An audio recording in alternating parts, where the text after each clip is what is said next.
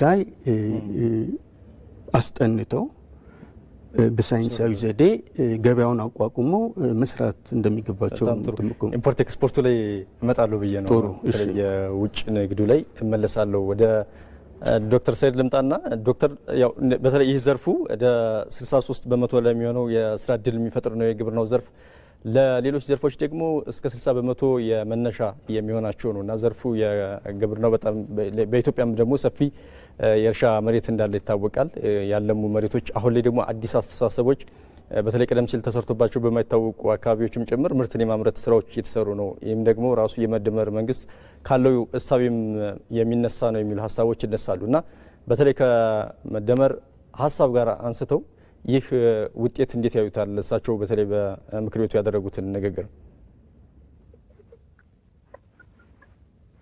አው የ7.7% እድገት ይጠበቃል እንደገባኝ የተጨማሪ በዘርፉ የተጨማሪ እሴት 7.7% እንደሚያድግ ይጠበቃል ነው በበጀት ዓመቱም የሚጠናቀቅ ሲሆን መስከረም ላይ ጓደኛዬ እና አብረን አቶ ፋሲል ተማሪዎች በነበርንበት ጊዜ ዩኒቨርሲቲ የማስተርስ ፕሮግራም አብረን ነው የተማርነው በአጋጣሚ ተገናኘን እና መስከረም ላይ ይደርሳል አንድ ሁለት ወር ይፈጅባቸው ይመስለኛል በበጀት ዓመቱ እንዲጠናቀቅ ፕሮሰስ አድርገው ለመልቀቅ እና የሆነ ሆኖ የ7.7 እድገት ለግብርና በጣም ከፍተኛ የሚባል በተፈጥሮ ግብርና እንደዚህ አይነት ምጣኔ ለማሳደግ ከባድ ተፈጥሮ እንደ ማኑፋክቸሪንግ አይደለም ቻይና እንደ ፈረንጆች 1979 ላይ ምርታ በፈጠረችበት ወቅት ማደግ የቻለችው ተጨማሪ እሴቷ በ7.7 የሷ ትልቁ ነገር ምንድነው የዛች ሀገር ለ10 ዓመት ያህል በተከታታይ እንዳል ማድረግ ይችላል ከ2013 እስከ 2017 ባለፉት 5 ዓመታት ለዚህ ዘርፍ ተጨማሪ እሴት ያደገው በ6.3 ነው እንደ ፕላንና ልማት ሚኒስቴር መረጃ እና ይሄ ራሱ ከፍተኛ ነው አንደኛ ተግዳሮት ላይ አገሪቱ ተግዳሮት ላይ በነበረችበት ወቅት የተገኘ ምጣኔ ነው የእድገት ምጣኔ ነው ከዚህ ከፍተኛ መሰረትና ከፍተኛ የእድገት ምጣኔ ላይ ተነስቶ በ7.7 የሚያድግ ከሆነ በእርግጥ ማብዛኛውን ስለተያዘ ነው እንደዛ ያሉት በድፍረት የተናገሩ ይሄ ትክክለኛ አቅጣጫ ነው ጥሩ ምጣኔ ነው ነገር ግን ይህ እድገት ቢያንስ እንግዲህ ለቀጣዮቹ 10 ዓመታት በዚህ መልኩ ማደግ አለ እንደ ተግዳሮትም እንደ ተስፋም የሚቆጠር ደግሞ ለዚህ አለ ጉዳዩ የመጀመሪያው እንደምታውቀው የሰብል ምርታማነታችን በተለይ የመሬት በሄክታር የምናየው ከሁለት የዘንድሮውን አላውቅም ያለፈውን ዓመትም እርግጠኛ አይደለሁም ግን ቢያንስ ባለፉት ከሁለት ዓመት በፊት የነበረው 28 ኩንታል ፐር ሄክታር ነው የዓለም አማካይ ወደ 43 ኩንታል ፐር ሄክታር ነው እንግዲህ እንደነ ኔዘርላንድ አይነቶቹ ደግሞ 89-90 ኩንታል ፐር ሄክታር ይመጣል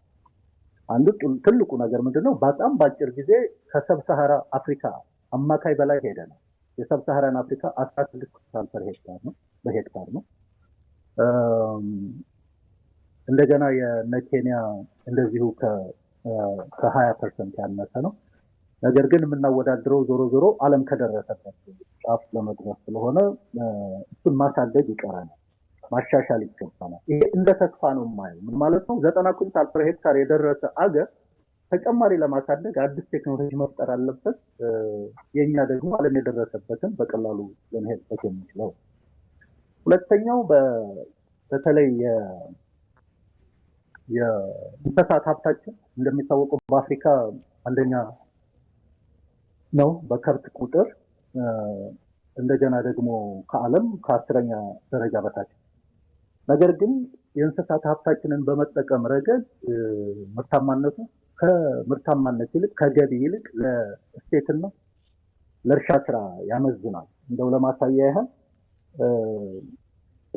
በዓለም ላይ ከፍተኛው አንድ ላም በቀን የምትሰጠው 60 ሊትር አማካይ ከ25 እስከ 35 ሊትር የኛ ከሁለት ዓመት በፊት 1.45 ነው እና ምን ላይ ነው የምናውለው ስጋም በተመለከተ 17 ሚሊዮን የሚሆን የሚጠጋ በሬ አለ የምንጠቀምባቸው ለእርሻ ነው ምን ያህሉን ነው ከዛ ውስጥ የምንጠቀመው? ወደ 94% የሚሆነው ለእርሻ ነው የሚውለው። ከስጋ የስጋ ምርት በአገር አቀፍ ደረጃ 1.9% ብቻ ነው ለስጋ የሚውለው። ያ ማለት ገቢ የሚሆነው የእንስሳት ሀብት ወተቱና ስጋው ነው። ይሄን መቀየር ትራንስፎርም ማድረግ የመሰለ ወደፊት ይጠብቀናል። ስለዚህ እስከዛሬ ድረስ የመጣንባቸው በጣም በጣም በጣም ጥሩ አካሄዶች ናቸው። ጅምሮቹ የሚያሳዩት በተከታታይ እንዳልኩት ለ5 ዓመት በ6.3 ማደጉ አንድ ተስፋ ነው። 7.7 የሚቀጥለው የዚህ ዓመት ደግሞ እሱም ራሱ ሌላ ትልቅ ተስፋ ነው። ነገር ግን ትራንስፎርም ማድረግ ይጠብቀናል።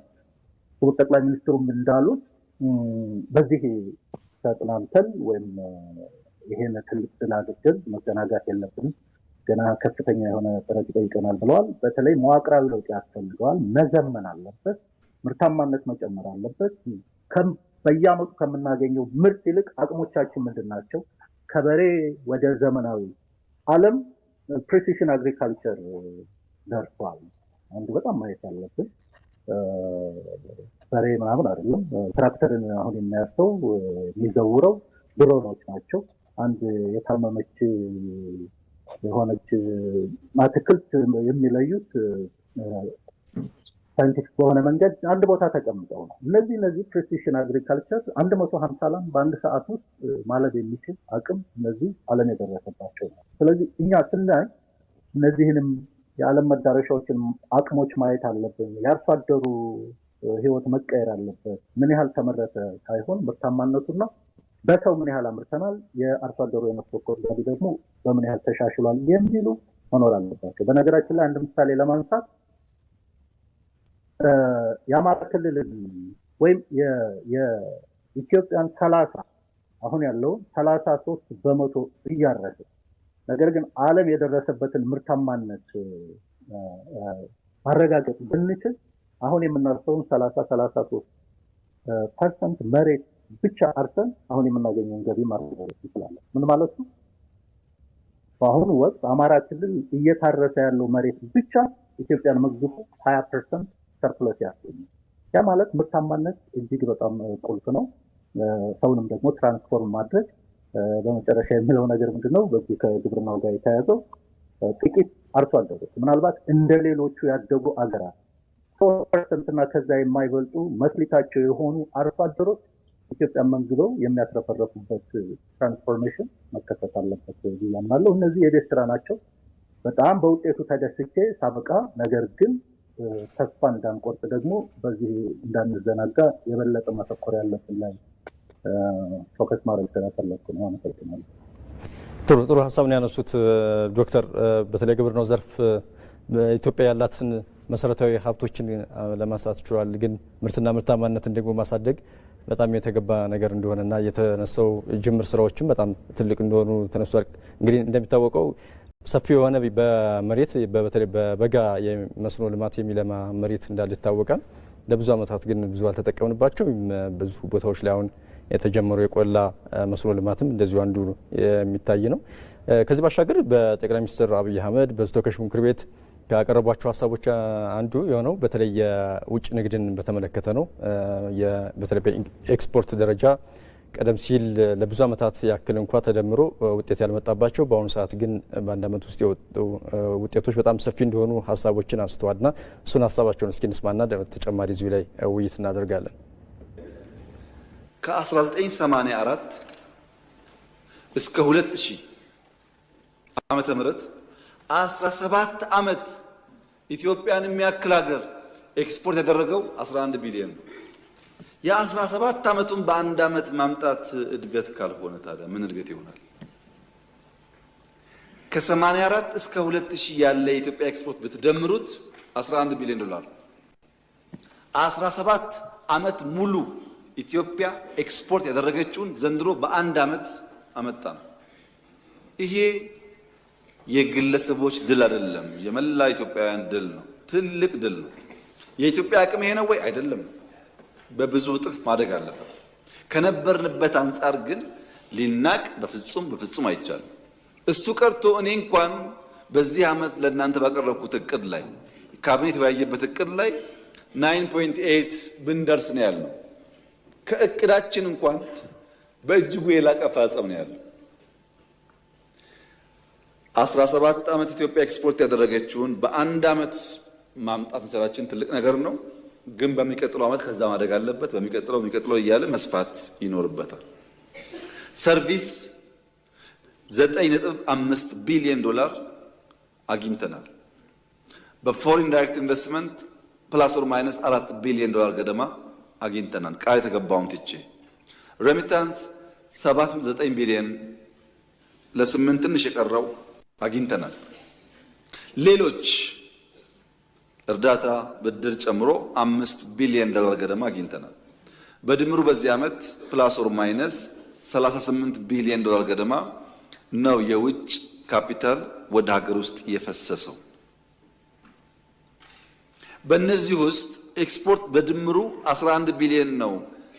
የብዙ ዓመታትን ድምር ውጤት ነው ከምንል አንድ ባንድ ነው። በጥቂት ኤግዛምፕል ለምሳሌ ቡና እንውሰድ።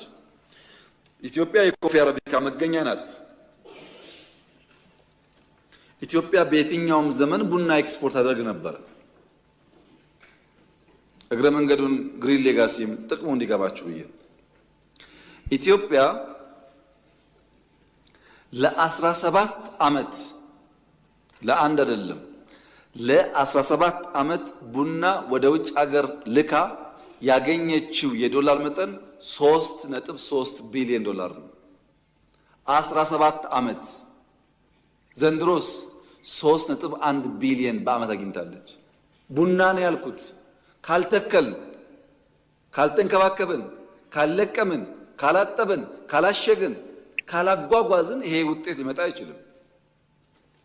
የሀገር ውስጥ ፍላጎት መልሰን 3 ቢሊዮን ዶላር በነገራችን ላይ ቡና አምራች ከሚባሉ ሀገራት አሁን ከብራዚል ኮሎምቢያ ቀጥሎ ሶስተኛው ትልቁ ኤክስፖርት የኛ ነው።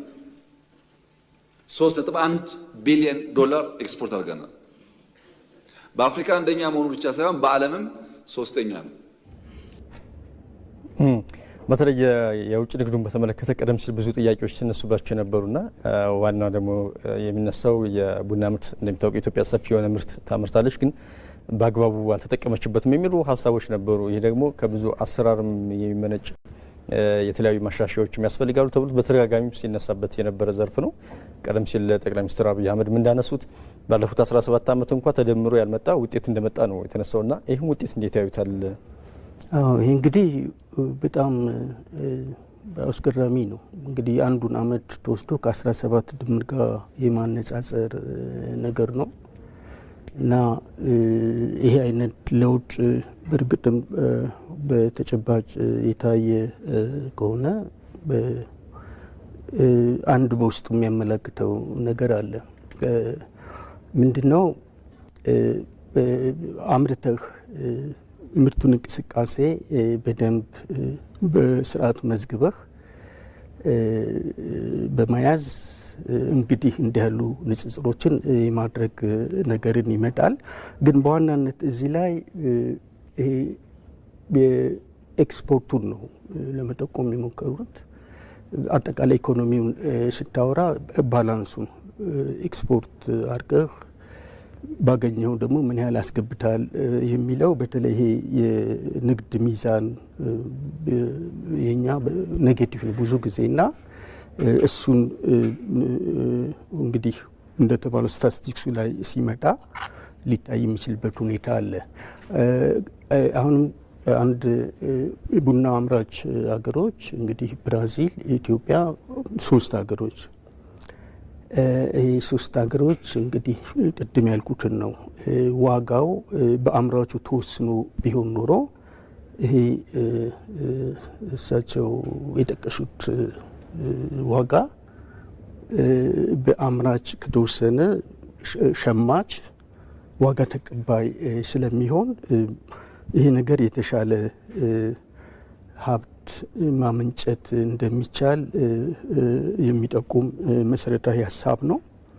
ሌላው ይህንኑ እንትን ሲያደርጉ በተለይ ከውጭ ከተገኙት ሀብቶች ውስጥ የውጭ ቀጥታ ኢንቨስትመንት፣ የሰርቪስ አገልግሎት እንግዲህ በተለይ አየር መንገድ በምን አካባቢ ላይ የሚሆን ነው። ሪሚታንሱ እርዳታና ብድር ከጠቀሱት የበለጠ ነው እና ከዚህ አንጻር ይሄ እርዳታና ብድር ላይ ማነሱ የኢትዮጵያ አፍሪካ ህዳሴ ጉዞ እንግዲህ ከመጀመሪያው በተለይ ከህዳሴው እንቅስቃሴ ጋር ሁሉ ስናያይዘው እርዳታና ብድር ላይ ያለው ትኩረት መቀነስ እንዳለበት የሚያመላክት ቁጥር ነው። ቀደም ሲል በዛ ላይ ተንጠልጥሎ የነበረን ነገሮች አሁን ራሱን እሱ ጥሩ ጠቋሚ ነገር ነው። ሌላው የኢትዮጵያ አቅም ይሄ ብቻ ነው እንዴ የሚል ነጥብ ያነሱትም በጣም መሰረታዊ ነው። ምክንያቱም ኢትዮጵያን እንዴት ነው እያየን ያለ ነው የሚለውም በተለይ አሁን አዲስ አበባ መዲናችን ከ194 አገራት በኤምባሲ ወይ በአታቼ እዚህ ሰፍረው ነው ያሉት። ይህን ለምን ሊሆን ቻለ ሲባል የዓለም ማዕከል ነን ማለት ነው አዲስ አበባ። ስለዚህ ራሱ አሁን ይሄ አዲስ አበባ የምናየው ለውጥ ከዚህ ማዕከል ጋር የተያዘ ነው። ስለዚህ እንደዚህ ትልቅ እና የዓለም መሪ የሆነች አገር ይሄ ኤክስፖርት ይሄ ብቻ ነው ወይ በቂ አይደለም የሚለው ቀስቃሽ ሀሳብ ነው። በተለይ በግል ክፍለ ኢኮኖሚ ላይ የተሰማሩ ባለሀብቶች ትልቅ ግብዓት ነው። ይሄ ፖቴንሻላችንን አለመጠቀማችን የሚጠቁም ነው። እሱ ያነሱት በጣም ትልቅ አንድምታ አለው።